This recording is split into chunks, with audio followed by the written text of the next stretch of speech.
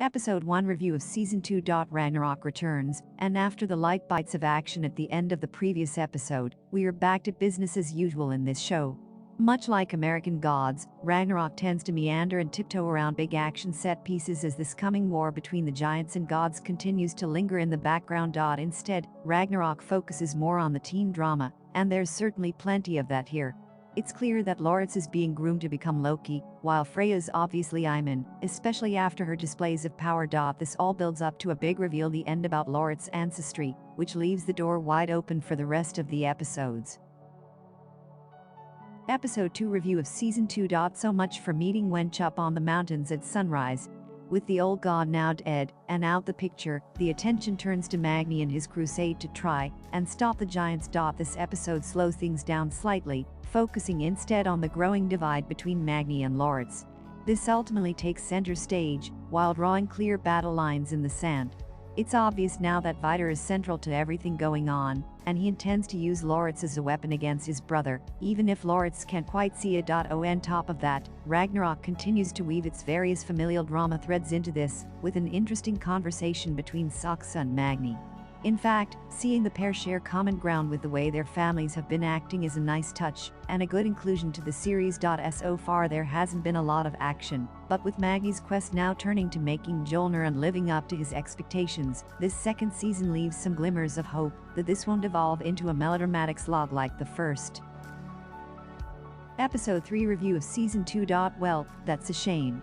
The one antagonist in the series that's actually been a compelling force has now been killed off, leaving lots of question marks over the direction of the show going forward. The supposed war between the gods and giants has felt more like a playground squabble in truth, with the patriarch now passing, Fjord switching sides and Saksa disillusioned with her family, and seemingly flirting the line between good and evil.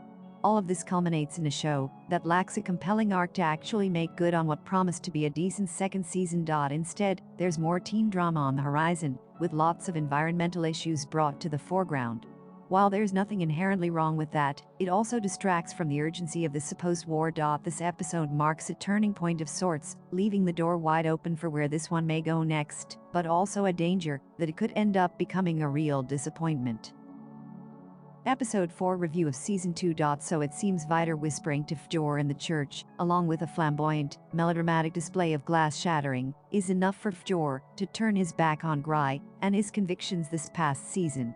He's now going to avenge his father, it seems. Now, I understand that traumatic events can make one change their allegiance and expectations in life, but the way these characters flip-flop around from good to bad and back again lacks direction and makes the series feel cheap. Unlike the slow burn first season, this one has meandered through with no clear discernible pattern beyond collecting a MacGuffin, Mjolnir, and assembling a team. Apart from Iman and seeing the arrival of these different characters, there's absolutely no urgency or desire to move forward with this plot. With Vidar's death, the show lacks a compelling villain, leading to a hurried and, quite frankly, weak plot that sees Fjord switch sides and decide to avenge his family instead. It doesn't make sense narratively, and it feels clumsily handled. That goes for Magni as well, who's more or less on the same trajectory as the first season. Instead of love triangles and angst, however, he's more like Jon Snow, declaring, in no uncertain terms, that he done won it by relinquishing control of the hammer. This second season has, so far at least, not been one to remember. Let's hope the final 2 episodes step on the gas a bit. Episode 5 review of Season 2. So Ragnarok goes round in circles, with Magni having a change of heart and deciding that he's going to live up to the Thor name after all. It's 1 step forward and 2 steps back for this show, and after the intriguing ending to Season 1, we're back to Magni leaning into getting his powers back. Those same powers he fought so hard to control in the first 6 episodes. I'm not quite sure what Magni thought would happen with Vidar in this season, especially after their fight at the end of the finale. He literally zapped Vidar with lightning, and didn't really bat an eyelid at hurting him. Yet now he has a change in conscience when he actually achieves what he set out to do.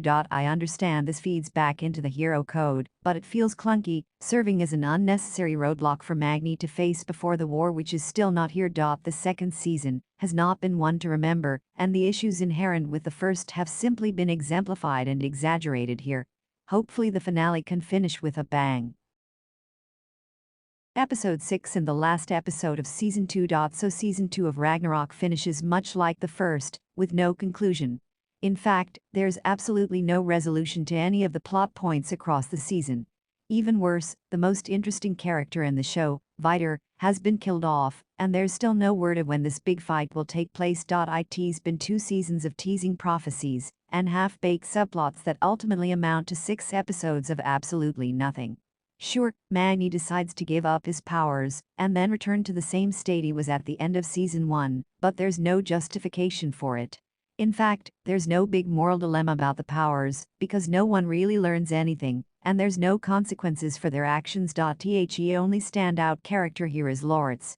Seeing him tumble down the Loki path, with Jormungandr freed, and his own sexual identity questioned, is about the only glimmer of a compelling character arc this season. Instead, most of this follow-up is consumed by climate change protests, environmental issues and political corporation power plays. While interesting, it isn't exactly what you'd expect to go hand in hand with a show about Norse mythology and gods. It's like ordering a Chinese takeout and receiving a cheeseburger along with your egg fried rice.